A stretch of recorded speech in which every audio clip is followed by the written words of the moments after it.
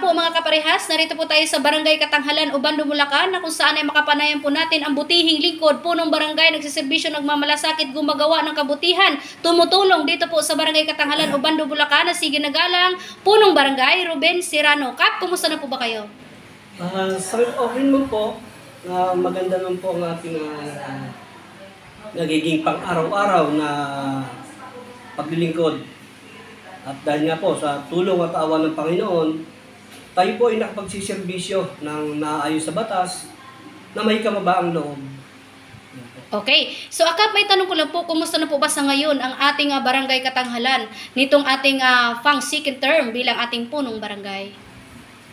Sa ngayon po, aminin ko na talagang sa tulong po ng ating mga kasangguni, ng ating po mga kagawad, ay kami po yung nagkakaisa na maging maayos, maaliwalas ang ating kapaligiran at mapanatili po ang katahimikan para po maging kaaya-aya sa iba pang mga pumupunta, dumadayo, higit lalo sa aking mga kabarangay. Okay. Sa ngayon po ba, Kap, dito po sa ating Barangay Katanghalan, ano-ano na po ba itong ating nagiging accomplishment po sa pag-unlad ng Barangay Katanghalan? Opo. Napakaganda pong tanong. Noong pong ako'y naluklok sa unang termino, sa totoo lang po, dinatnan ko na zero po ang ating barangay hall, wala pong magamit.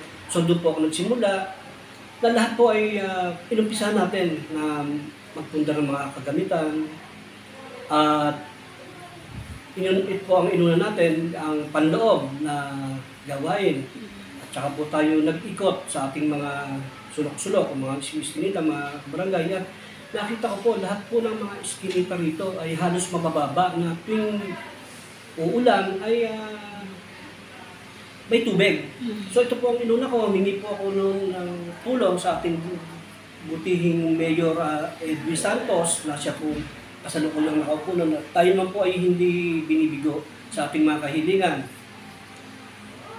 Na lahat po ng hilingin ko na unang may pataas ang ating mga iskinita, tawag po doon, o pathway, ay taas po natin.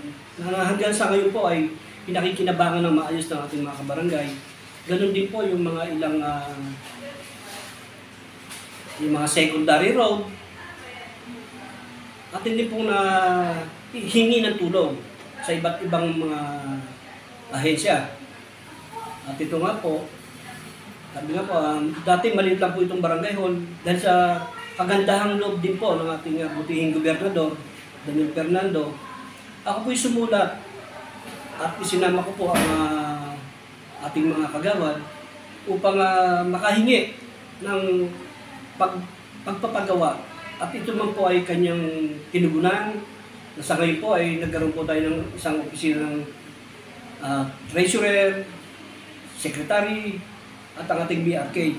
At pagpagawa din po, karugtong po noon ay nagkaroon din po ng kitchen ang second floor sa pamamagitan po ng ating butihing gobernador.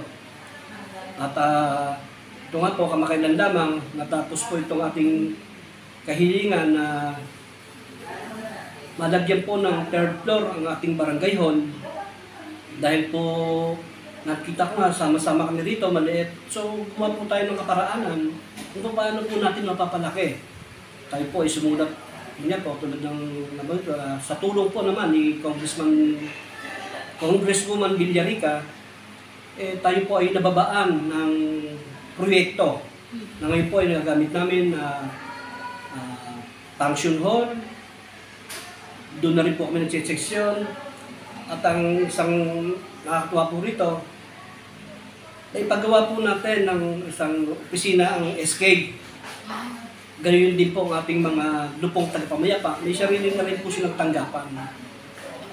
Kaya po, sabi nga sa lahat po ng mga tumutulong na yan, sana po yung magsawang tumulong para po sa ganon, lalo pa po natin mapaunlad ang ating panunungkulan. Okay. Pero Kap, dito po sa ngayon po, ano naman po ang ating mga karagdagang pang mga prioridad o dapat tutukan sa Barangay Katanghalan? Nga po, ang gusto ko po na may sakatuparan ay itong pagpapataas po ng ating mga kakalsadahan, yung primary, secondary road. Dahil nga po sa tuwing umuulan, ay medyo natatagalan po ang paghupa ng tubig. Bagamat ito ay may maintenance na paglilinis, di alam po, below sea level na po kami. Kaya po hindi na rin maiwasan na medyo mag-stagnant ang tubig. Okay. So, mensahe na lang, Kap, sa ating mga minamahal na kabarangay at lalo na po sa ating mga kapwang nagsisirbisyo dito sa ating barangay Katanghalan, Obando, Bulacan.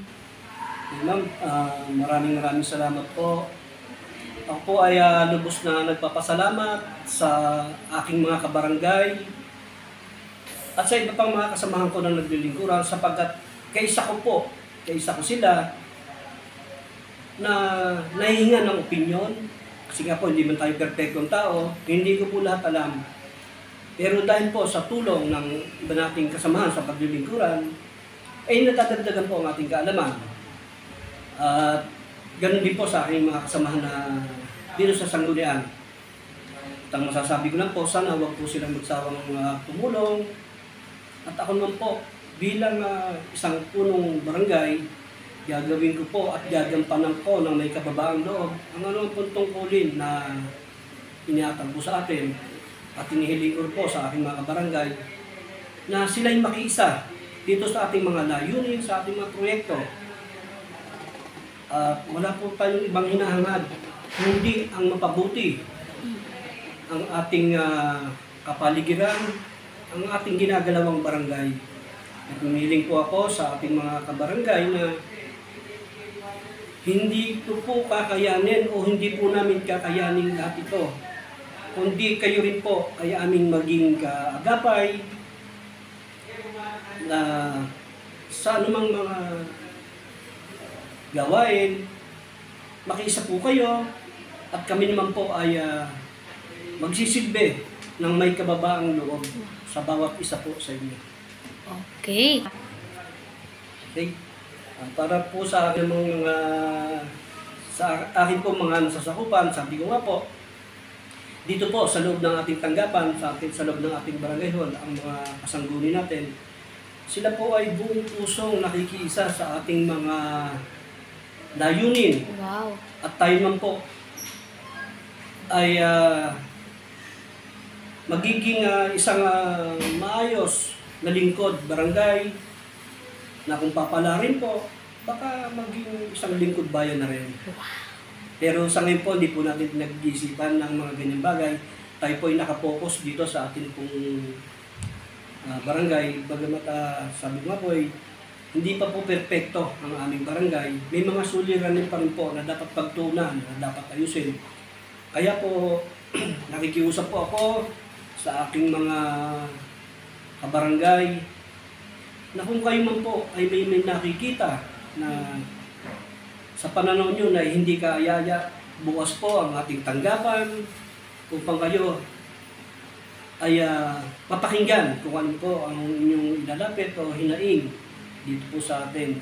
At ito naman po, sa abot ng ating makakaya, ay atin po itong aaksyonan nang sa gayon matahimik maging ang inyong kalooban at tayo'y magkaisa, maging mapayapa nang sa gayon ang lahat ay magiging masaya. Wow! Napakagandang mensahe ng ating butihing kapitan dito po sa Barangay Katanghalan, Obando, Bulacan, kung saan ay ang handog niya ay tunay na pagsiservisyo, tunay na pagmamalasakit, pagkakaisa dito po sa ating barangay upang manatili daw po ang kayusan at katahimikan, kapayapaan. Magandang araw po mga kaparehas mula po dito sa Barangay Katanghalan, Obando, Bulacan, Likas ro po ng Parehas News. Ating po nakapanayam ngayon ang butihing punong barangay, Kapitan Ruben Serrano. Magandang araw po sa ating lahat at lalo na po sa ating mga taga-barangay Katanghalan. Ingat-ingat po tayong lahat. God bless us all. Mabuhay po kayo, Kap. Maraming salamat po.